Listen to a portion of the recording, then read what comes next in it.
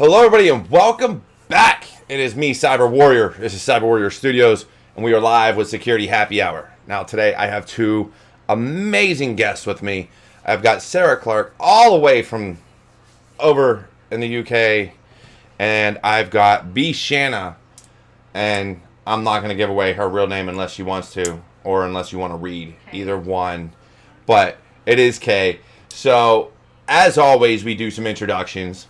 And we're going to get into those. First and foremost, though, as everybody should know, is I love supporting other creators. I do. The ones giving back to industry, giving back to cybersecurity, and, to those trying to break through and everything else. From Davin Jackson, who I love this shirt by far. It is one of my favorite shirts. I wear it all the time. So you can go check out his merchandise on his stores. And even Shannon Morse, who was gracious enough to send me some amazing stickers, and I know you probably have seen them before, but I'm gonna do it again. This is probably my favorite sticker of all time, and it solely came from a statement about commenters on her YouTube that just says no, but also fuck you. So they're just two of my favorite creators, and there's so many more out there that I've watched that I love. I just wanted to give a shout out to them for the merchandise and things that they helped me out with. Shannon has guided me on helping get this channel up and running ever since I started it. So a huge shout out to her and Davin for all the things he's doing for Share the Mic and Cyber, TechSec Chicks, everything that he's doing with them.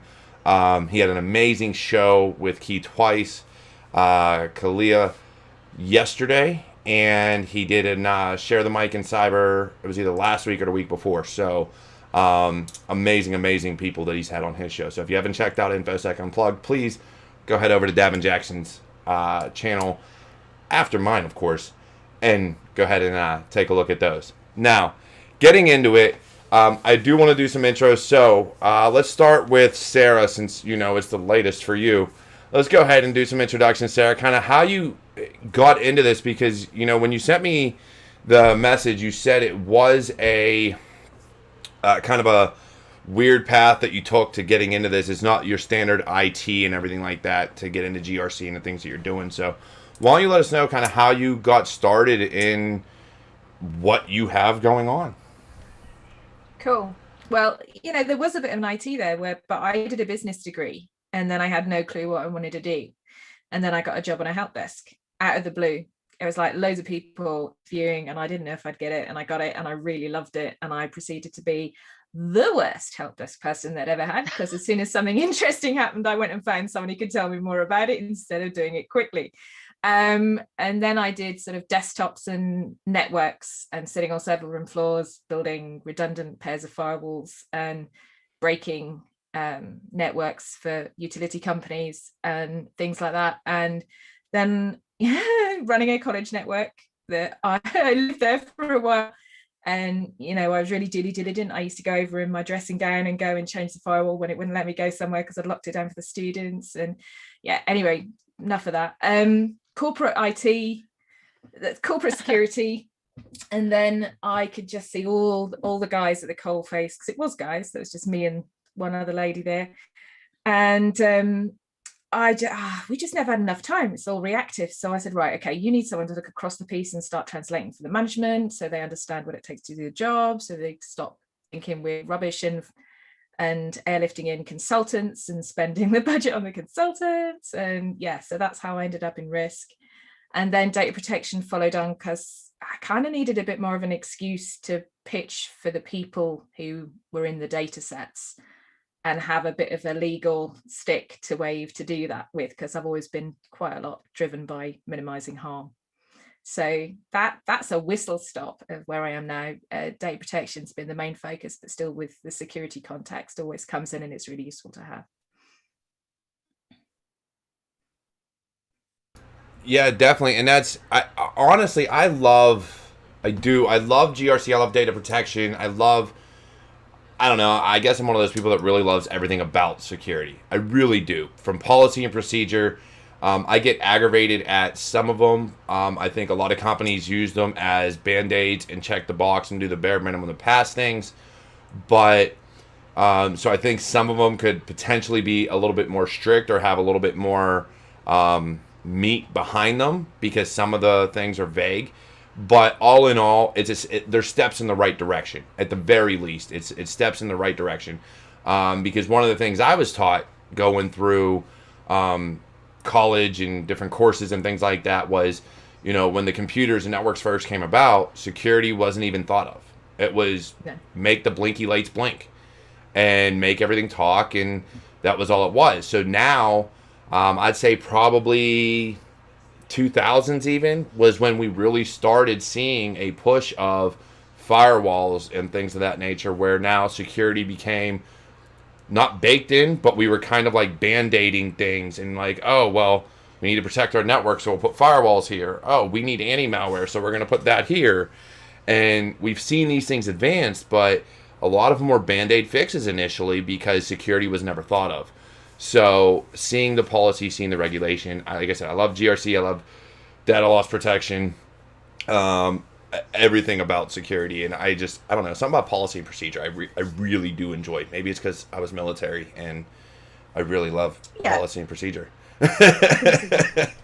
I like things to be a certain way. But yeah, so definitely great having you here. And we're definitely going to dig in a lot more to that, especially kind of the help desk background and how you went from there to breaking things. Because, breaking things is always fun. That's how we get into security in the first place, is breaking things. So we'll dig into that here in a short bit. Kay, give us the rundown. What about you?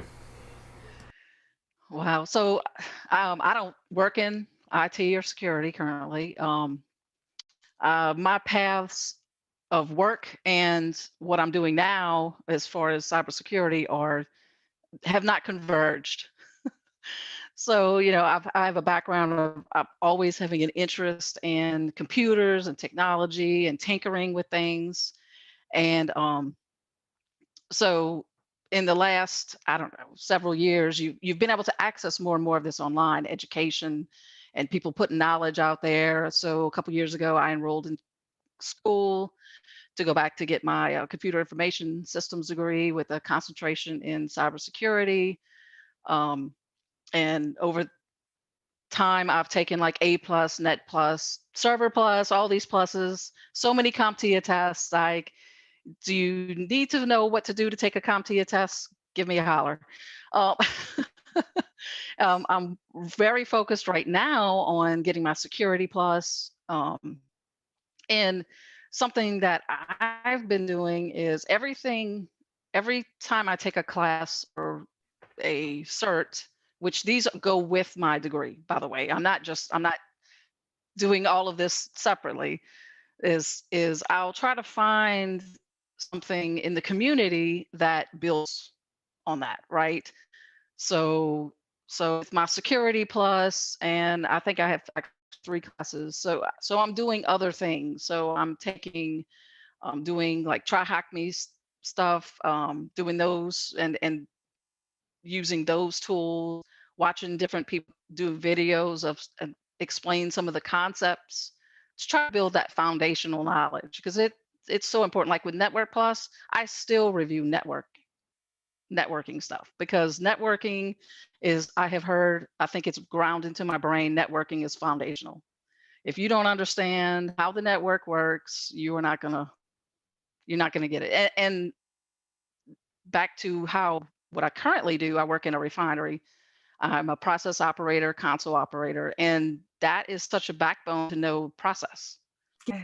You need to know your process. You need to understand how everything works, what you're doing, how all the equipment works, what does it mean when something goes wrong, how you can fix it. So I try to take some of that and what I used to grow from a field operator to a console operator, and to try to use those same techniques as much as I can to try to learn what I'm learning now. And I'm really excited. I love cybersecurity.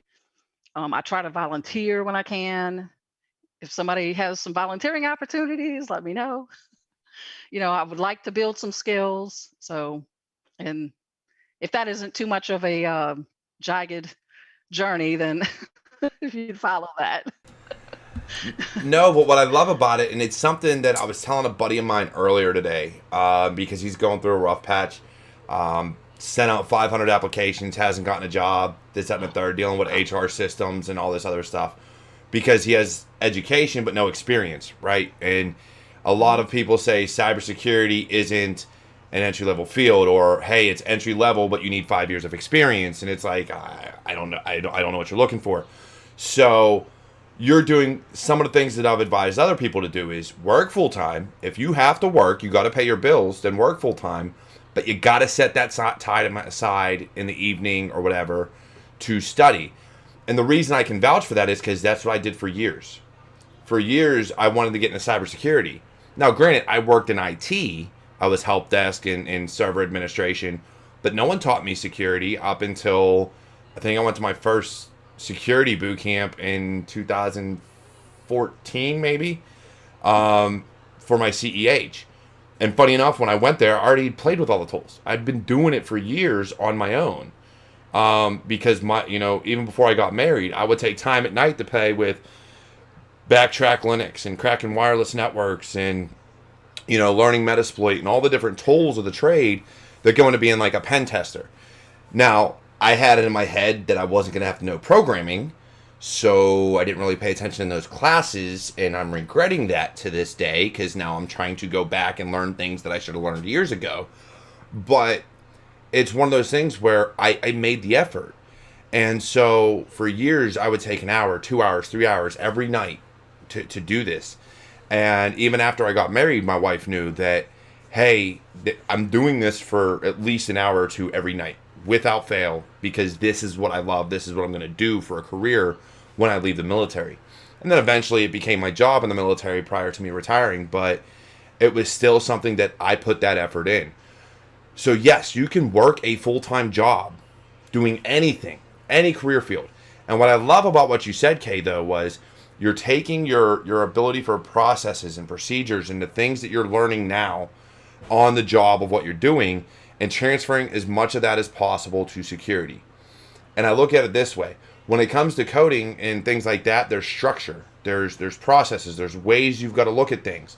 When it comes to security, the same way. If you're looking at a network layout or firewall rules or anything like that, taking that knowledge of what you've been doing and understanding it, you can transfer over. Same as if you wanted to get in GRC and policy and procedure there. You already know procedure. So it makes it easy to say, hey, I've been doing procedural things for years. All this is to me is a different procedure. That is all it is. It's not learning how to do procedures. It's just a different procedure. So I love that. That is something I absolutely love, is being able to take these skills and adequately put them on a resume that I know how to do these things on your job description based on a career that had nothing to do with your job. And that's what people need to learn how to do, is these transferable skills, because that's what they are. That's a talent. That is a talent in and of itself. Being able to figure out how what you're doing now and in a job or any way, and put it on your resume and show how it correlates to something in cybersecurity or whatever job you're applying to. That is a talent, and that's something I've been working through, looking at how, what is it that I'm doing that is similar to or fits a job description. Well, I mean, if you ever want a hand with that, Kay, just ask, because I've helped a few people with doing that, because the other thing I really enjoy doing is writing. And I was very lucky early on. I was kind of on a bit of a 1-for-1 applying for jobs and getting them. And I think it's because I told a really good story. Makes sense. So if I can pay some of that forward, then just hit me up anytime. I think we follow each other online now. So cool. Yeah, I think I do. Or I'll find you on LinkedIn or whatever. So yeah, you're doing a great job of selling yourself so far. And I mean, goodness knows, I don't want to patronize you, because you've picked up, decided what you want, you're going for it, you're making it work, you're making it happen. And a lot of people just don't do that. They kind of expect it all to come to them, and you're just 100% not doing that, and that's amazing. I mean, when I came through things with what I was doing, I had no idea what I was doing half the time. I mean, I my first job with desktops, I said to the guy who ran the firm, I said, I haven't done that. I don't know that. I'll give it a go. and he needed somebody, so I was very lucky at the time. But it wasn't a security job, it was a desktop engineer's job, and I spent the most uncomfortable 4 months of my life not having the foggiest clue what I was doing. I'm here thanks to decent search skills and talking a good game to keep clients calm so I could go off and do some more searching. And yeah, that but I loved it so much that just kept me going, and I always built on that stuff. So I really hope the same for you. I can't see that. I mean, I'm sure the community will rally around to make sure you find somewhere as well for work, because that's the other thing I found. Oh, for sure. Really supportive. And that's what I tell people, and I tell a lot of people that, is get involved with the community. If you're involved with the right people in the community, they will help you. And that is one of the things I've done and been trying to build on Twitter, on Discord and everywhere else, is this community of people that just want to help in any way they can. Anything from executives all the way down to the network guy that wants to teach you how to do networking. It doesn't matter, because it's all useful knowledge, and they can help guide and shape, how you can move along in your career. And what Sarah said is definitely true. Telling that story and selling yourself. One of the things I took pride in for years getting jobs up until, I quit looking for work, was I can sell myself. If it comes down to it and I have to get a job, all I need is an interview. That is all I need. And I'll find the right connections to get someone to at least give me that shot of an interview. Once I get that interview, I can sell myself to a T. And though my resume tells a story, probably isn't the best. I'm not going to lie. I'm not a great resume writer. I just happen to look at a bunch of people's and say, okay, this fits, this transfers, this works. But it wasn't that. My resume really was never why I got a job. It was working with recruiters and them being able to sell me. That way it got past HR systems. Working with, other people in industry that owned companies and letting them know who I am. Those things help. And I tell everybody that. If you network yourself right and quit hiding in the shadows and quit trying to, be anonymous. If you're looking for work, being anonymous is not how you find work. It is absolutely not how you find work. Because people are going to search your name. They're going to search for blogs, YouTube channels, GitHub repos, LinkedIn profiles, Twitter profiles, everything. And so I put myself out there. But yeah, that is definitely huge, is being able to sell yourself in any way, shape, and form. And you do that very well, okay, with everything you've even just said, is not only are you working full time and you're going for your degree, but you're getting these certifications. You are doing more than what a lot of other people do, because of the fact that you want to succeed in this field. You want to get into this field. And like Sarah said, sometimes people just hope it just comes to them. And you're not sitting back, you're going for it. So it's a big difference between the two types of people.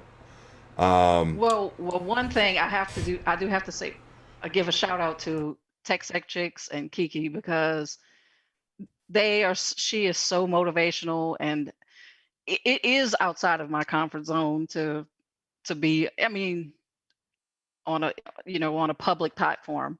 It is a little bit outside my comfort zone. I like talking to people. I'm enjoying the conversation, but that is outside of comfort zone. So big shout out to her, and yeah, cheers, Kiki. Cheers to you, Kiki. So part of that is surrounding yourself with good people. And like Sarah was saying, she had somebody she could turn to and was helping her and utilize that resource. So that's definitely a big part of it. Yes, so much. Yeah, for sure. So Sarah, I said we were going to get back to you and about you breaking things and getting into your data protection and what you're doing now.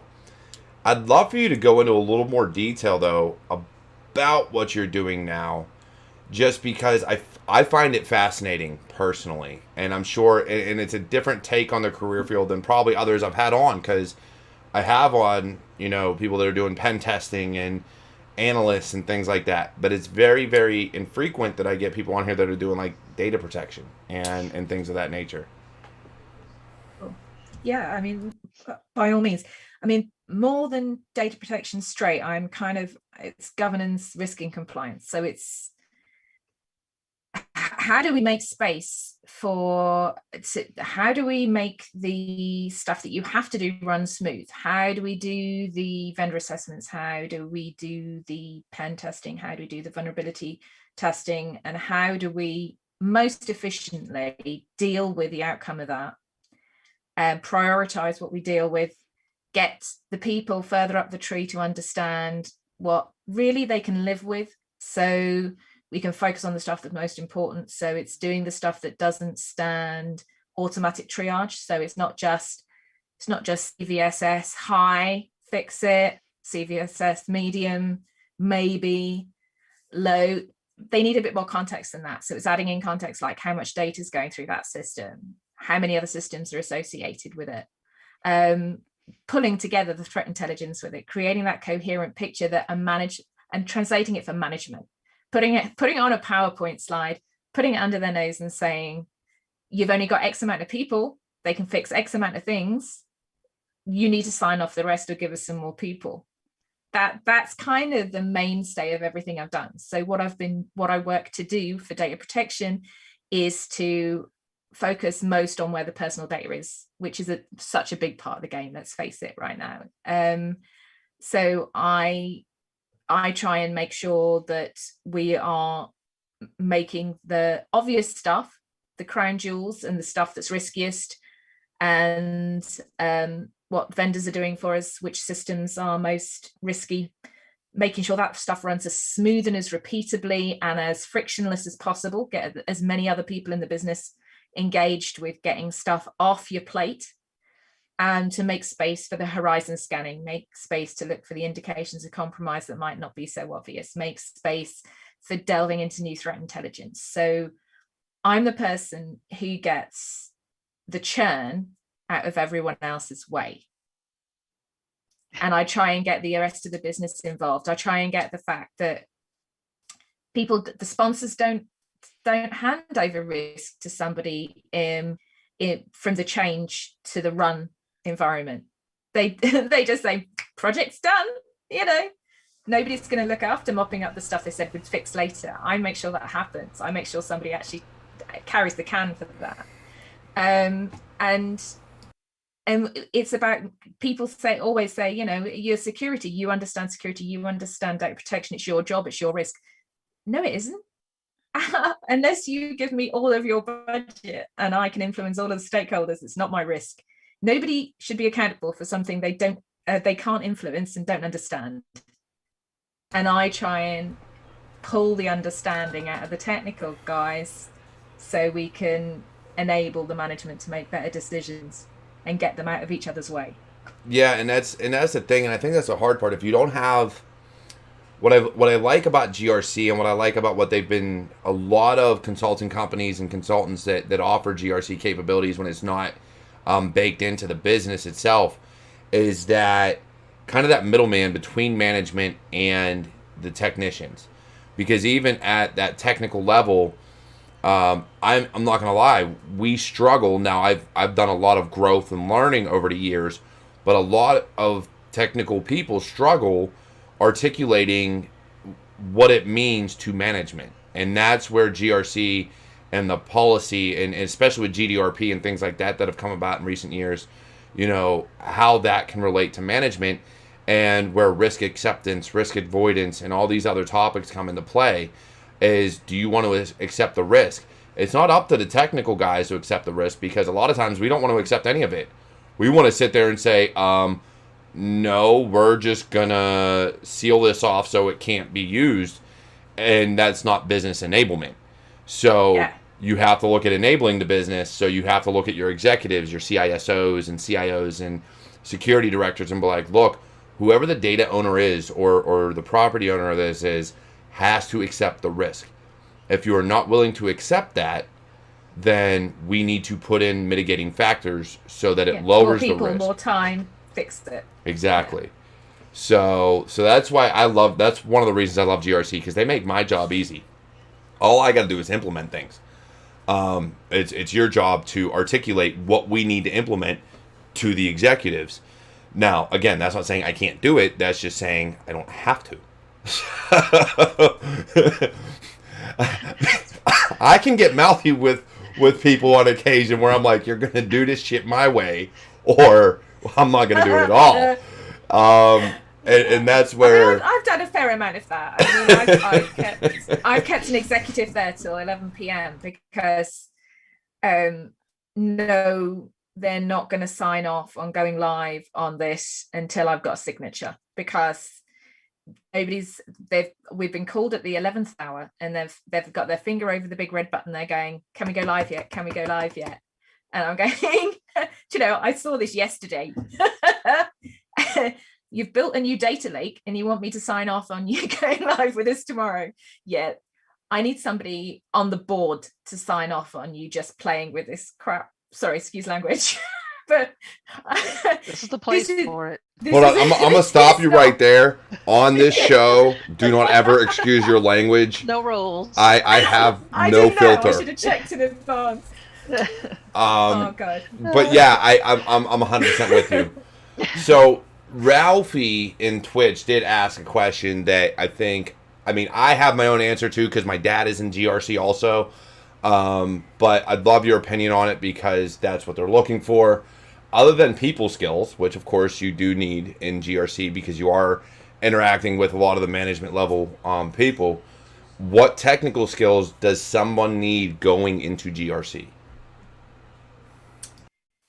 I wouldn't say that you have to have technical skills, but it helps to have come out of the coalface world to understand it. I mean, my network experience, my desktop experience, my jobs doing technical assurance and technical testing helped me a great deal, because I know what it takes to do the job. You have other people who come out of the audit world, out of the more general SOC 2 type audit world, and sometimes I think they don't understand what it actually takes to put in controls they decide is a gap. They can't actually balance out what the pragmatism is. But I think the best thing you can ever do is just talk to the people who are doing the job, understand what their day job looks like, understand what the pressures are on them, understand what they depend on other people in the business to do. So technical insights, stuff you've got a history of doing, fabulous benefit. It depends which business model you want to get into, because as you both know, this thing is millions of miles wide and also millions of miles deep. So do you want to be a software? Do you want to do DevSecOps? Do you want to do national security? Do you want to do national infrastructure? Do you want to be in a bank or somewhere highly regulated, which is kind of my background, where I came from? If you have a business model that you're interested in, get yourself aware of what the day job looks like across the range of different security specialisms in that field, and then start looking at the standards that apply to those things to understand what other people think is your baseline minimum for your controls and laws and stuff. And then start to equip yourself with some understanding of risk, because even if you decide to go back into the highly technical, an understanding of risk is never going to do you any harm, because as soon as something's wrong, someone's going to want to know, so what? And risk is your so what answer to your so what question. Anybody who's sitting on a SOC who's got alerts coming out of their ears, everything they do to make that manageable and triage that feed is to do with risk. It's like, what is the biggest, hairiest crap that's going to go wrong the quickest and easiest to exploit? I'm just one layer up from that. I'm like, many of those have you got enough people to do that job? And if you haven't, give me a story to tell about what hits the fan when you can't respond to those alerts. That's how it kind of joins together. Yeah, definitely. And that's what I was going to say, because so my father at 50 some years old got his degree in cybersecurity. We both went to the same boot camp for CEH. And then I told him, you're not allowed to touch any equipment. Go into something GRC or policy related, because you do not belong with your hands on any equipment. But it was still, he knew it was true. He could understand it, he could speak it, but he was not a very highly technical person. He got the certification by going through the boot camp and understanding the material, but not by being able to do the job hands-on. But because he now knew security and he had an understanding of all the different aspects, it made it a hell of a lot easier for him to get into GRC, because now that was a position where, okay, I know security, I understand risk, I understand all these things that, attackers can do. So how can I put things into play to stop it? How can I look at policy and procedure? Because he came from an accounting background.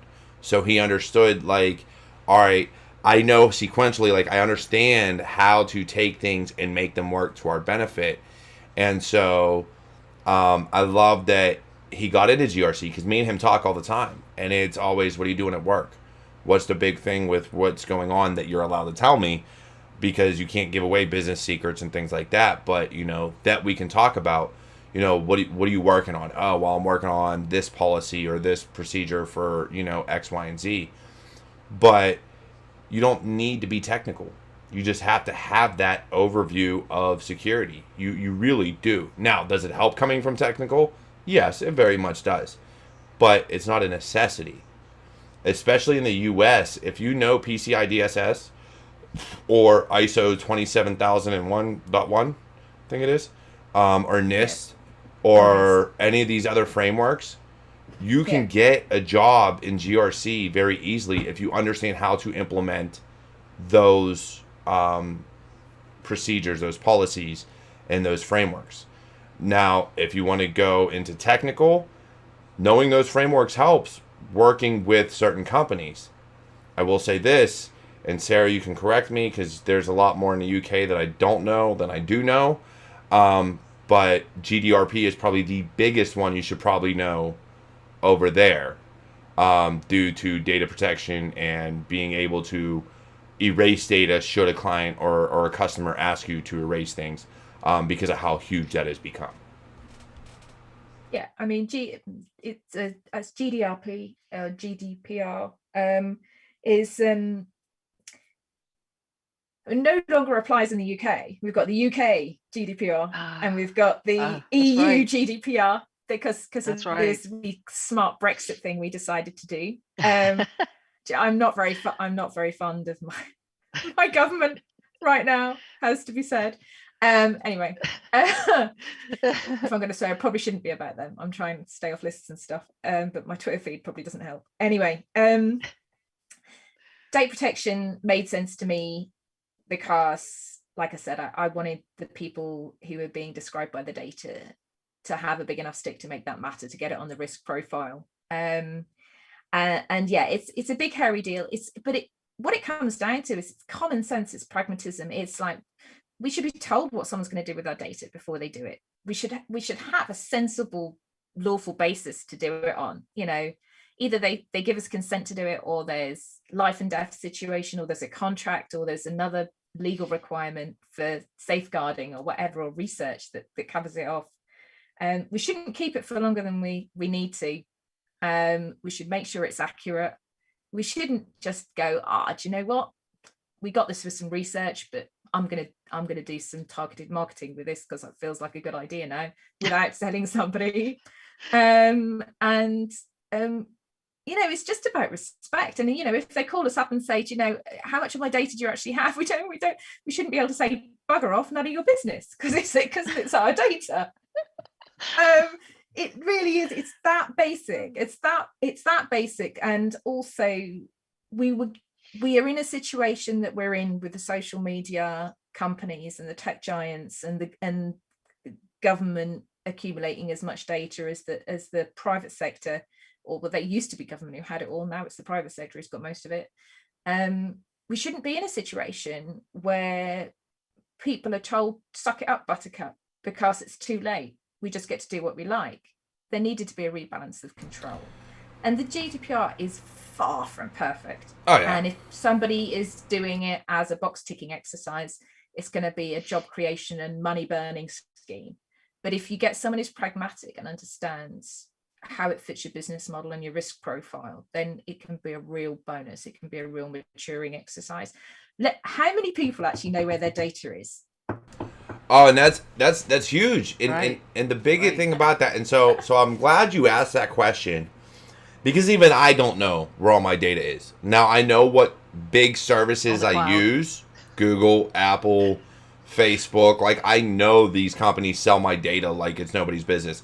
Look, as much as Apple wants to claim that they're private and your data secure, bullshit. I call shenanigans. You are marketing my data just like every other big tech company out there. Yeah, it's just You a really are. done. Yeah. So I know this. Now, I have stated in the past that the younger generation, so our kids, we should be teaching them privacy. It's too late for us. Our data's been compromised. That's why I really don't care at this point. You've already taken all my data. You know everything about me. I don't fucking care. But our kids, it's more important for, because they're the ones getting phones and getting into TikTok and Facebook and all these other things, where it's like you should really understand what you're doing. But here's the problem, and here's where it gets difficult. Even I don't read the EULAs in the terms of service. They are so long, they are so lawyer termed, that there's no way to really do anything. All right, go. It's very, very difficult, because I don't understand terms of service. There's so much jargon in there that makes it so vague. Look, why don't you just come out and say, we sell your data to whoever the fuck we want, and we're gonna sell whatever the fuck we want. And guess what? You're not allowed to reverse engineer our software, or you're breaking your subscription or your payment or license or whatever. That's all they need to say. But instead, what do? Give you a million pages of tiny font that you have to enlarge just to read, and say, okay, read this. No. Who has that kind of time? And if you're European, that's illegal now. That is actually one of the things that is explicitly in there. It should not be walls of text. It should be broken up into headings that you know exactly what you're clicking on to then get to any more detail if you want it. It is so imperfect though. We need user experience designers in there making this just-in-time information for what you're doing at that point that gives you something meaningful as a prompt. Are you sure you want to? Because it means this, rather than just wall of text. Once you're in, hard luck. That's your firstborn that belongs to us. On your toddle, and just think nice thoughts and you'll be fine. And the thing that think really positive. me is, think positive. It'll be okay. I promise. But hasn't Silicon Valley has basically stolen our entire souls on the basis of, we're trying to make your lives better and make you all connect and love each other. And you're like, no, okay, right. Decent intent is not a defense. If you go and bump off your neighbor saying, well, I didn't think the chainsaw would hurt him. I mean, this is not an excuse any longer. And here's the problem. I do think a lot of these social networks, especially Facebook, started off with good intent. But when you're writing a free service, version of good intent, right? But when you're making a free service and you're looking, well, I can make money off of this. Well, I can't charge my consumers or my customers because I've already stated for years this is going to be free. So what do? I harvest the data and sell it to marketers. And Google was the same way. Google was, I'm a free search engine. Okay. Well, hey Google, I was not talking to you. Sorry, I'm deleting that. It should be down in a minute. I'm a little more skeptical. I think there was intent early on with a lot of these things. Oh god. I don't know, It's just because skepticism, maybe. it's Sean possible. Park said, look, we can hack people to make them want more of this, like a drug. I've got a recording of him. Who said on that? my website. Sean Parks. He's one of the co-founders of Facebook, and he was like, we worked out it was really easy to suck people in. We worked out it was really easy to get them addicted, and then we pushed it as far as we could. The social dilemma, or the I never finished Yeah, that. I need to saying finish watching that. Pre-social dilemma, but yeah. but yeah, they talk Same about thing. a lot of that. And I love how they brought up the Cambridge Analytica, and they were like, this was this huge problem. Yeah. Like, this was a problem before Cambridge Analytica. You had been doing this shit for years before they even became a known issue. And now, because they got caught doing it, it's a problem. Like, you had been selling your data, the data off for years. And Yeah, now it's but a I mean, problem. it's an emerging market. It's like any other emerging market. As I was saying to someone the other day, it's like the electricity market. They couldn't settle on what current they wanted. It took them ages to do that. There were loads of people getting fried and shit burning, sort of blowing up and stuff. And then they decided they needed some regulations because, fried people wasn't good for business after a certain point. Once it started spreading far and wide, it wasn't that the harm wasn't happening. It was that suddenly the harm was happening to hundreds of thousands of people. So it was a bigger harm. It just got multiplied up. And this is the point we're at now. It's like, it was an evolving market. It was really exciting. The costs and benefits look different. Now you've scaled it and you're starting to see what they have optimized to is growth after whatever the intent and the excitement it's provided to us all. I wouldn't have my career today if it wasn't for social media. I wouldn't be finding people. I wouldn't have any kind of profile, which I've got. I wouldn't have had all of the jobs I've had in the last 10 years. So, it's not all bad, but this is a growth-focused, profit-focused machine that if it is going to continue to optimize, it will chew people up and spit them out and abuse them. And that isn't good and it isn't bad. It is capitalism. Therefore, you need regulation to curb the worst excesses of that. So you stop too many people getting hurt. It's pure and simply that. Have we found the sweet spot? No, we haven't. It will take time. And then you just need good people inside businesses who have got the interests of people at heart, who strike some pragmatic balance. And I think that's the hard part, is finding those good people. And it's not the sad part is it's not necessarily the security people that are bad, right? Don't get me wrong, there's some bad security people out there. A lot of us would rather just say cut everything off, and as long as you can operate, we don't care. If you can't freaking share a file, I don't give a damn. You don't need to be able to share that file. Go ahead, download it to a CD and take it over to them. I'm sure a lot of us would prefer that method, just because it was simpler times. But as far as, when you're looking at making money, it is. This world revolves around money. Hands down, guaranteed. I wish we could build businesses based off of word of mouth. I really do, because then ads would be a moot point. You wouldn't need ads because businesses would just grow. And with social networking, technically that could happen. You put your business in the right, in the right person's purview, and it can spread. But people want that quick buck. They want to grow, and they want to grow fast. So how do they do that? They sell ads, and they sell ad space, and they have to target their target market. How do you get your target market rather than harvesting data? The problem I find is they're not harvesting just the data that matters. So age range. Hey, this is just for males. All right. It's not just that. It's who are your friends? Who are your friends' friends? Who are you talking to? Who did you message? What websites have you visited? Are you also looking at this, and this? I mean, as a gift for my wife at one point, but I don't need to see that nonsense anymore. But they still keep all that, so then you get ads targeted at these different things. I don't care about kids' toys. My kids are growing. I don't need toddler toys, but because at one point I may have looked at toddler toys for a niece or my kids, now all of a sudden you get ads for that. So, and I think that's the problem, is instead of just keeping it to an age range and the original target market that we used to base businesses around, we're now targeting every single thing that people do. Every website they look at, every message they send, every GIF, every movie, it does not matter. And that is where the problem is now we're building essentially DNA profiles off of people that you could use to really target that distinct individual, because not everybody's going to look at the same things. So if you really want to target somebody, all you have to do is have their data that Google has or Facebook has or someone else like that.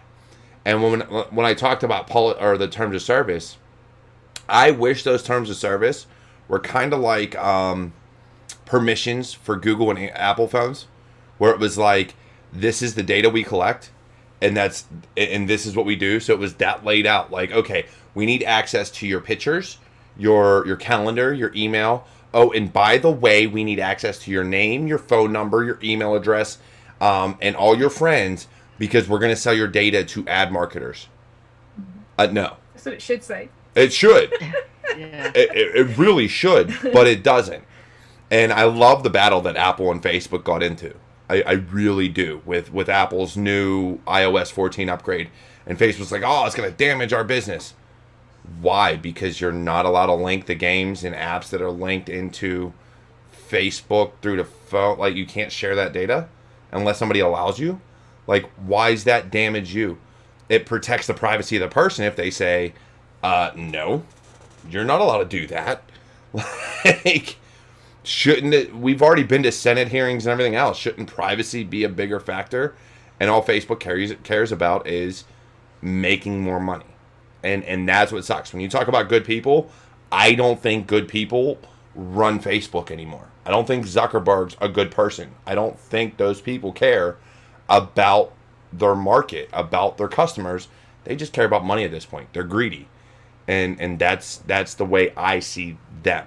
Not everybody's like that, but I definitely see Google and Facebook and quite possibly Twitter and Microsoft all like that. They just care about making money. They don't care about their customers.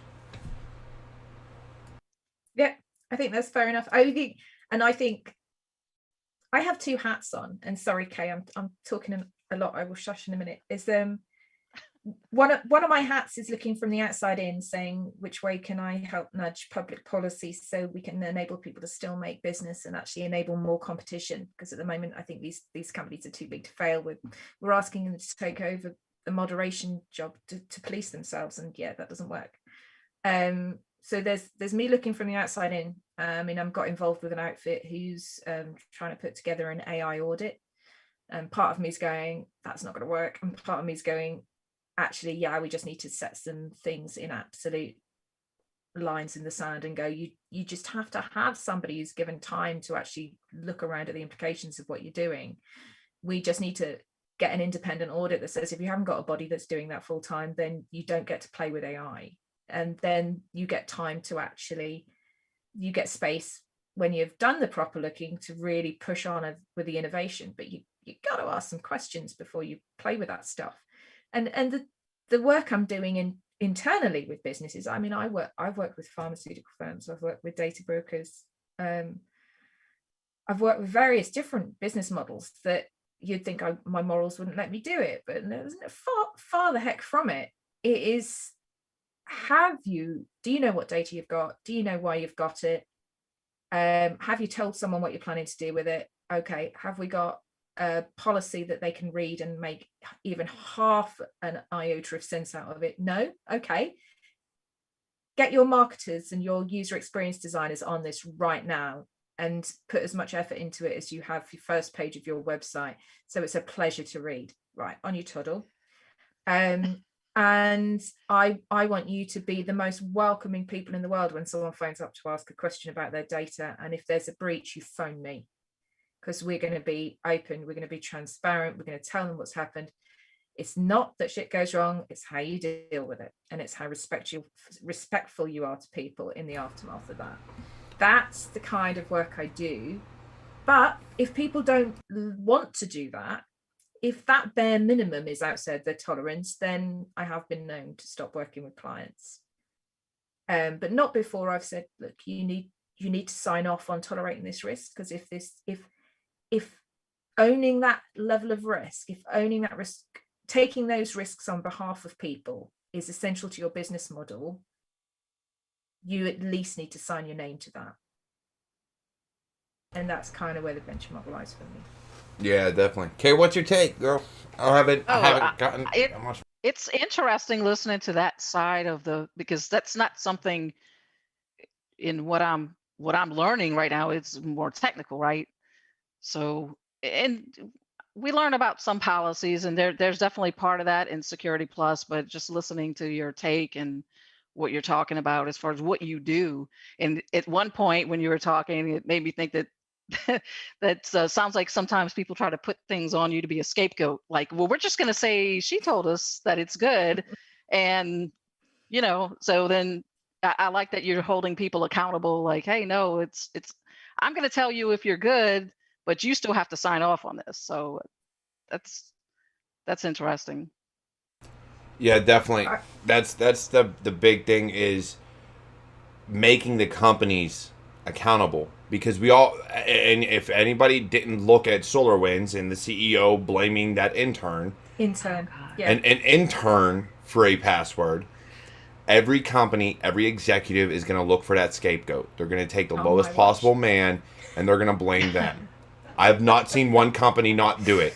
And in the comments, in the chat, go ahead and tell me I'm wrong. Yeah. I will admit to being wrong if somebody can tell me I'm wrong. But I have yet to see a single billion-dollar man not use their workers as scapegoats when they are the ones that are supposed to sign off on risk and sign off on policy, password policies. Come on, SolarWinds 123 exclamation point. You're telling me that got past your policy and you let someone set that as your password?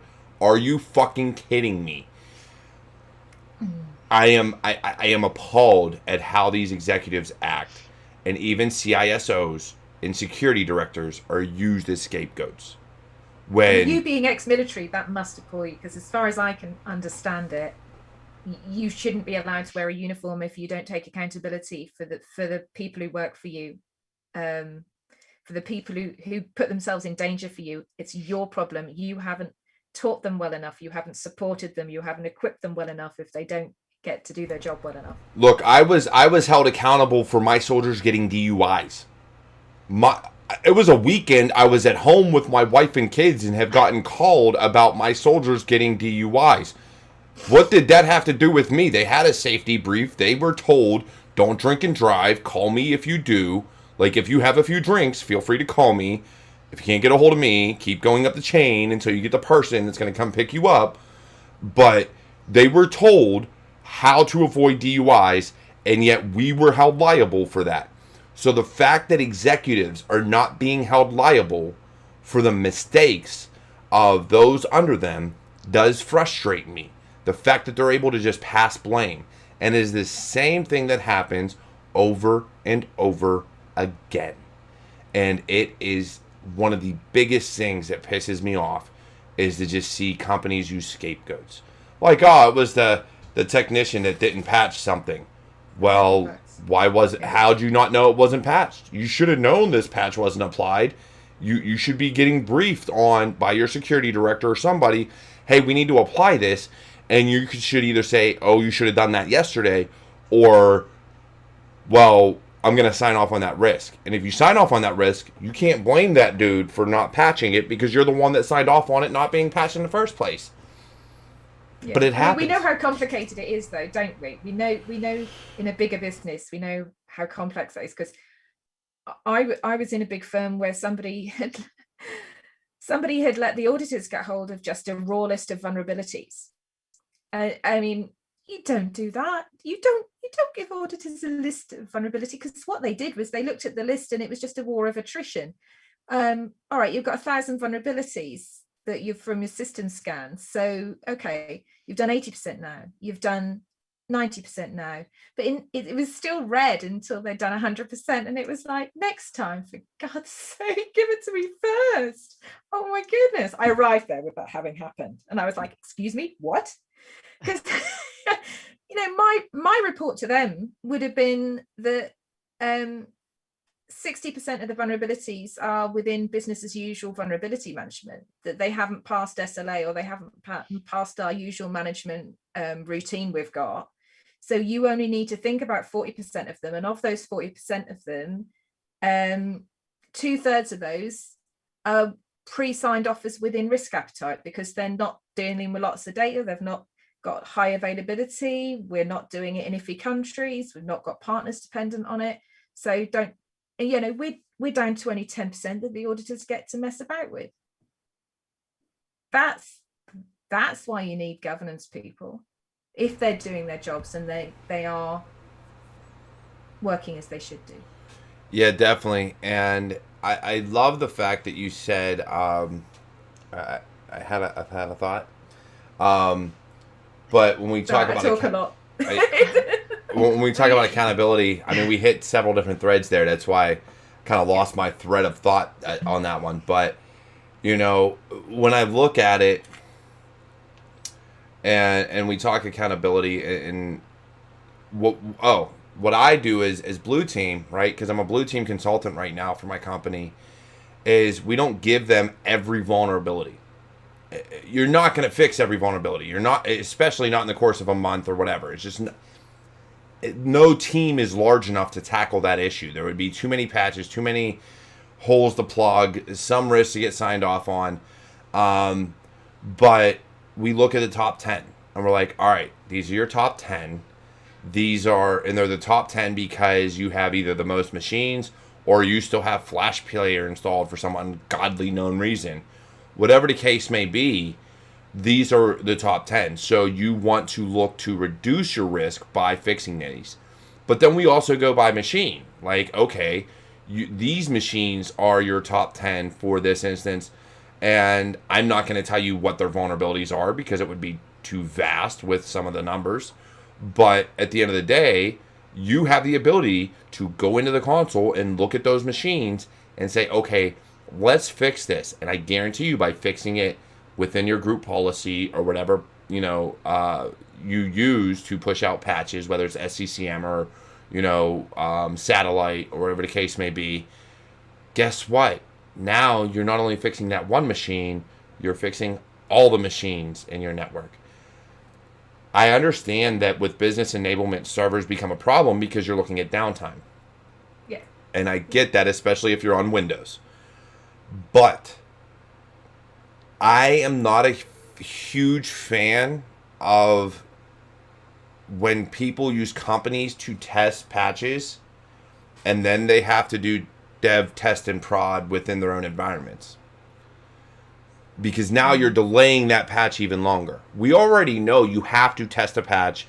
You have to test updates to make sure it doesn't break your production systems. I get that. I understand that concept. So no matter if a 0-day comes out and things get patched, it's never going to be within the time span that your technicians want, your security people want. It's just not, because there's too much risk involved of bringing down websites or databases or whatever the case may be. So you have to phase your updates and your patches. But when you have a company test it, and they're like, oh, it didn't break anything, the operating system still works, and then you're like, okay, now it's probably a week, 2 weeks later, and you're like, all right, now I'm going to test it on these 5, 10, 15 machines. And then I'm going to push it out to like 30 or 40 or 50 or however. Oh, so now you've delayed 2 weeks plus whatever your patch schedule is, which extends it even longer and makes you a bigger target. So I think that is a problem. I've seen companies do that in the past where they use a third-party patch management system that tests patches before they push them to the company, but then the company tests patches before they push it to prod, and you're like, oh my God, like, do it yourself. Set up a dev site and test it yourself, because you are delaying and you are making yourself a target. And that, I think, bothers me within that whole spectrum of, you know, blame, accountability, patching, and risk and everything else. Just that type of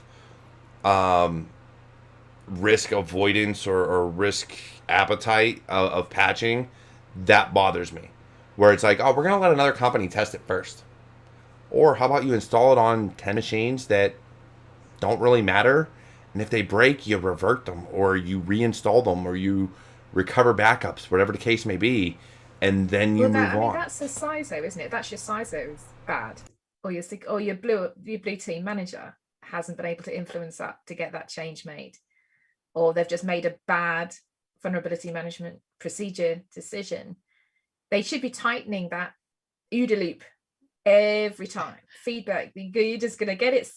You're going to get it as tight as feasible, and it's going to be easier with cloud and serverless architectures because a lot of that's taken off your plate, depending on how managed your environment is. But if you're dealing with a big on-prem or dedicated data center situation,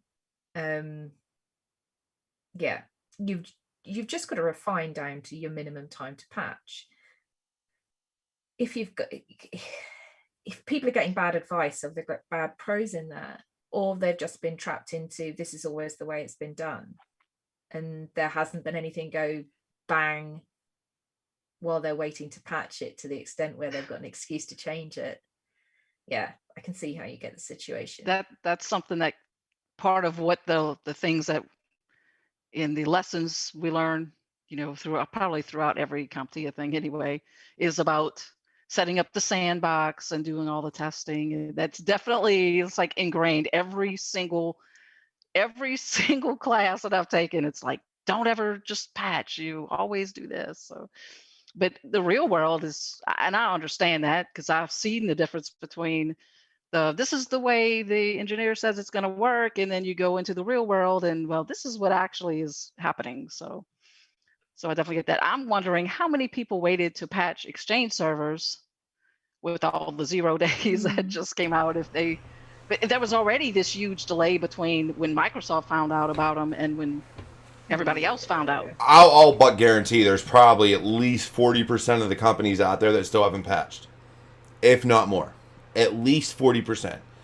Wow. And on top of that, I'll say at least 20 to 30% of them aren't even running the newest Exchange.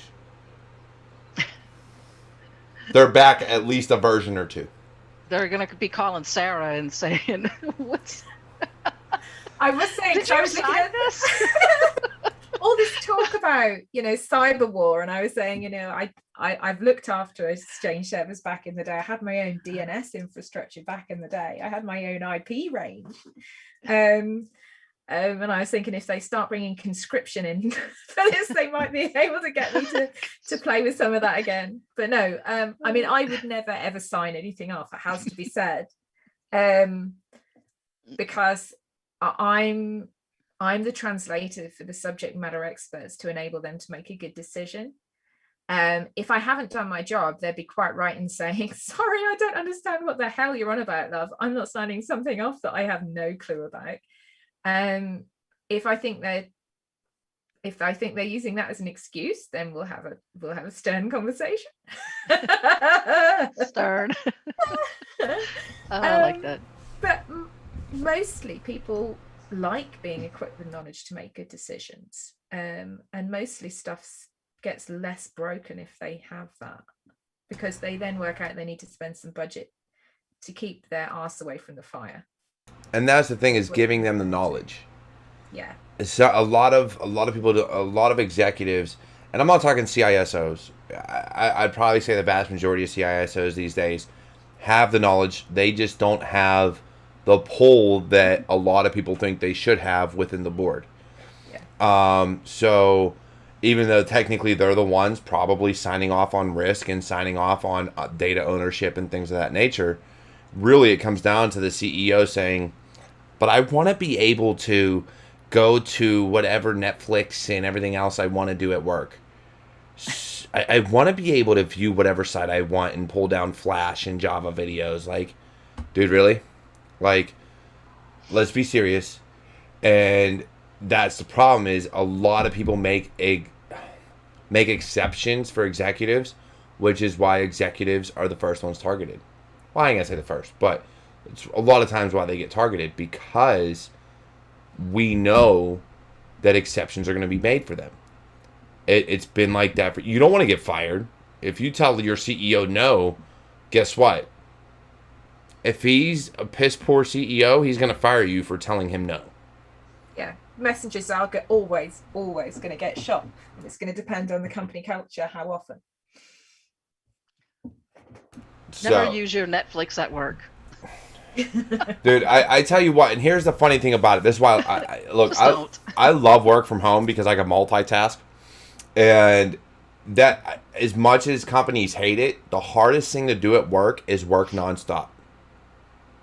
The hardest thing to do at work is work nonstop. And when you're in an office, you have to. Because if you're not, all of a sudden you're a bad worker. Doesn't matter how much work you get done in your day, you're a bad worker. You either smoke too much, you're outside too much, you're talking too much. Did I turn in 10 different tasks that you had me do today? Well, yeah, but you were still doing this, this, and this, so you should have been able to do 20. Come again for Big Fudge? That makes no sense to me. I did more work than anybody else here, and yet I'm wrong. Okay, cool. That makes sense. So that's why I like work from home, because I can have a TV running, and then I can have my work going, and I can have music playing, or whatever I want to do. But as long as I'm getting my work done, I have no one looking over my shoulder saying, you shouldn't be doing that. Like, I got 3 monitors. I could be doing 3 different things at the same time. It's not going to affect my ability to do my job. It's just not. I'm going to do it regardless. So I think having that capability outside of the office, now you don't, the problem comes down to, what's the CEO, what's the CISO, what are these people doing at home? There's arm's length challenge, isn't there? That risk now? Because your security and IT generally should know how to keep their systems protected. And so they separate, not all of them. I'm not going to say we're all perfect. Nobody's perfect, but we're not all doing the right things all the time.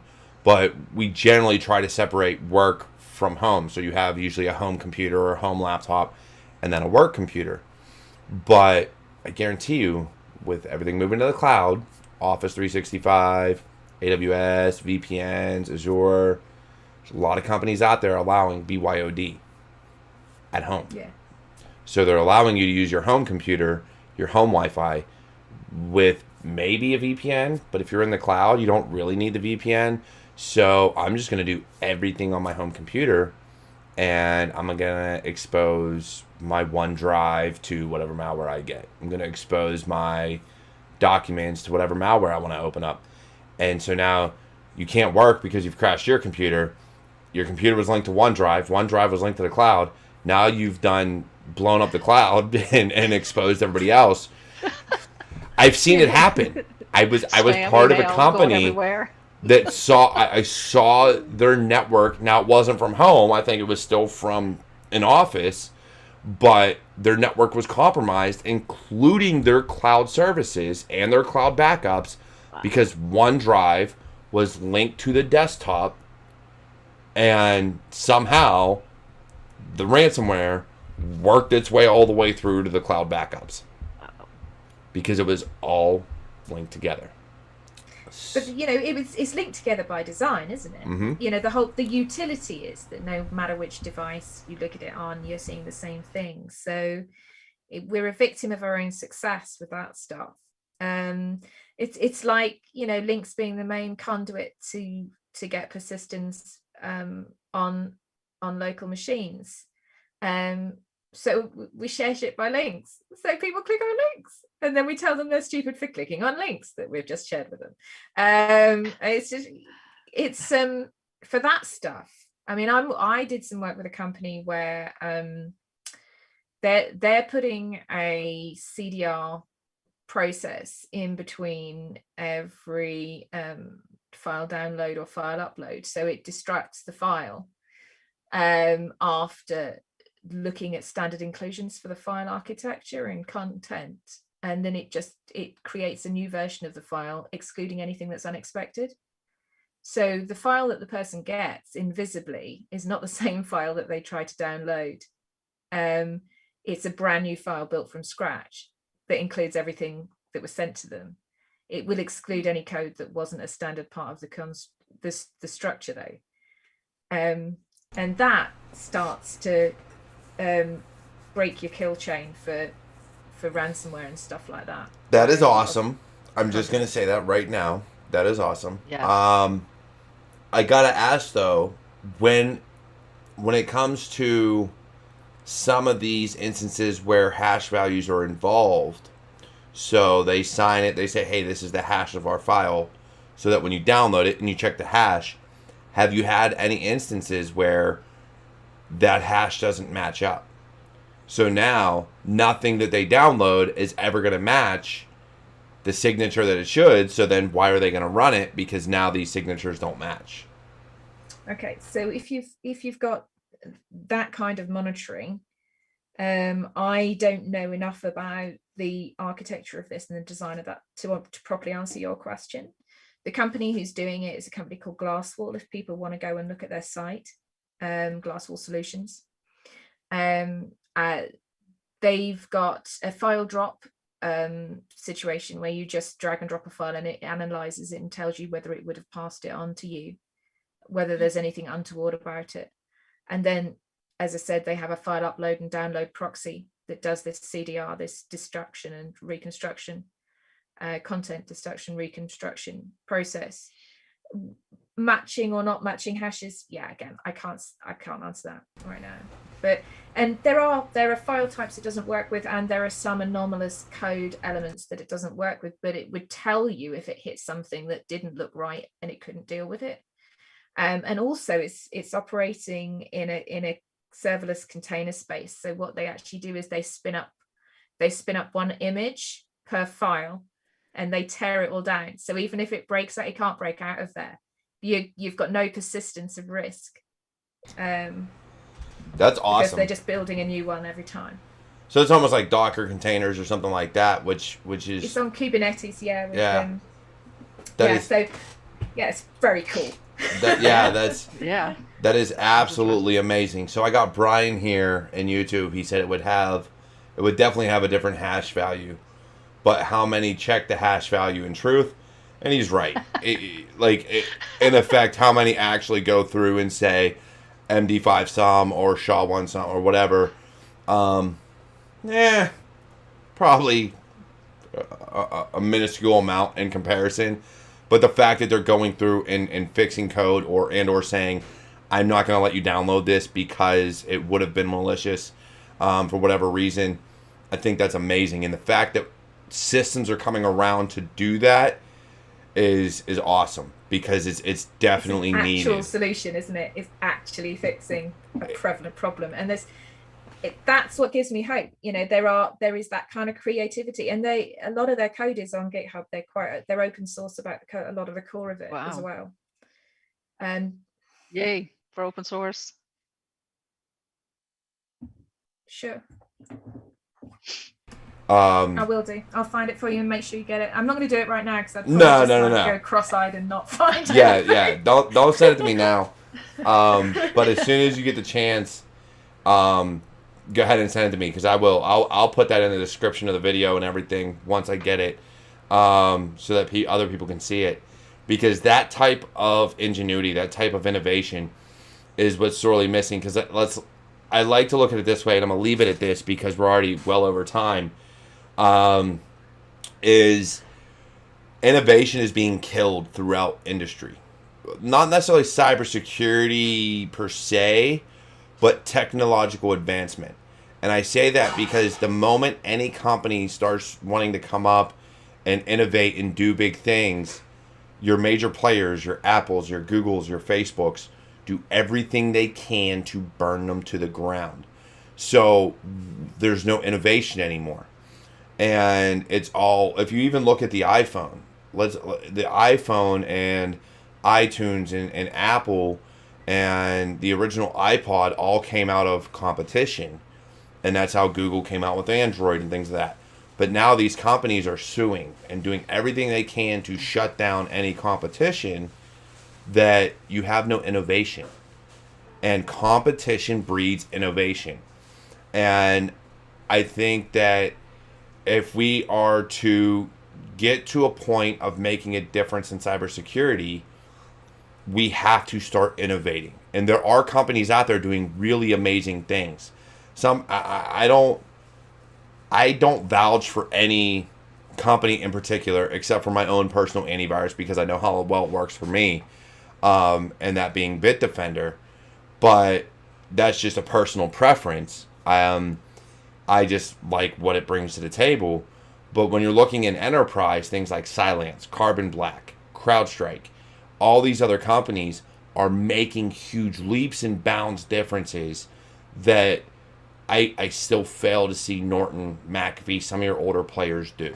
I think they haven't grown as much as these companies coming out. They're like, look, we don't care about signatures. We don't. we're going to put them in just so we can catch those without having to do too much, painstaking CPU processing. But we care about what's going on with your files, what's going on with your scripts, what's going on. We care about behavioral analytics, machine learning, AI, whatever you want to, whatever label they want to put on it. They care about more than just file signatures, and that's what I love to see. I love to see the improvement in those engines. I love next generation firewalls. Palo Alto is a huge company that's been doing great things. Juniper, Cisco has just bought companies to implement different things. But they're still a great company. They're still implementing great things. But it's not out of innovation. It's somebody else innovated something, so we're going to buy it and we're going to sell it and slap our name on it. That's how they came out with SourceFire and things of that nature. They actually bought the company that created it, and we're like, all right, it's ours now. We're going to sell it. But I still love seeing innovation in cybersecurity. So what you're talking about is huge. We need a way to defeat malware at the source because people are still going to click links. People are still going to download files. So how do we make sure that's safe?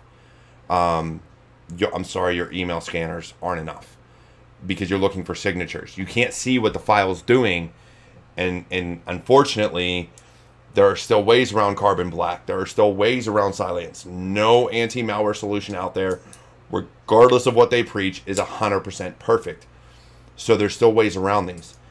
Yes, even the solution you're suggesting, of course, there's still going to be ways around because people can rewrite code, they can encrypt it, they can do so many different things.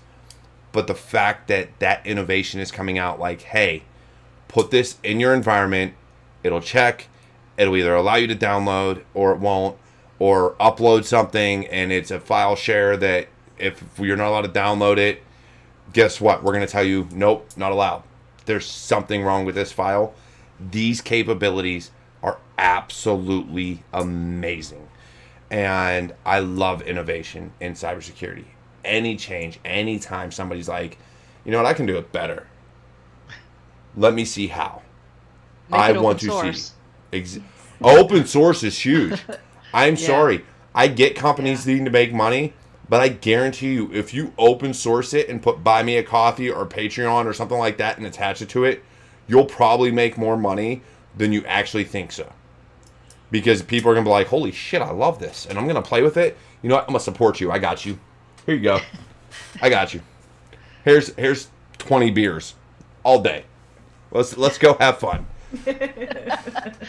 I do. I think you'd see a lot more of it. And there are a lot of innovative. So before we say goodbye, and as far as open source, there are a lot of good tools out there. I'm still looking for a good anti-malware solution for Linux that I can promote that is open source. So if anybody has anything, please get a hold of me on Twitter, Discord, something like that, and let me know. Because I don't care. If you tell me you're running Linux and you can't get malware, seriously, you need to really go back and do some research. Because yes, even if you're running Linux, there's malware out for it. It continues to be developed to this day. So you need solutions out there. And I know there's a few open source ones. I just don't know what they are. So if you know of any, please let me know so I can promote them. Other than that, look, it's been a blast. Sarah, I'm glad you joined us look, it is well past 3 a.m. your time. Yeah. Thank you for joining us. It has been a pleasure having you, Kay. I really, truly hope you succeed. TechSec Chicks is a great organization. Yes. Kiki is doing amazing things. If you have not shared, if you have not looked at Share the Mic in Cyber, please go on Twitter and look up that hashtag. They are another organization doing some amazing things in industry and getting people's voices heard. So I hope you all have a fantastic weekend. I hope you all tune in Tuesday for Tech Tuesday if you're interested in the technical side of things. Other than that, it has been an awesome time, and I will catch you all next time.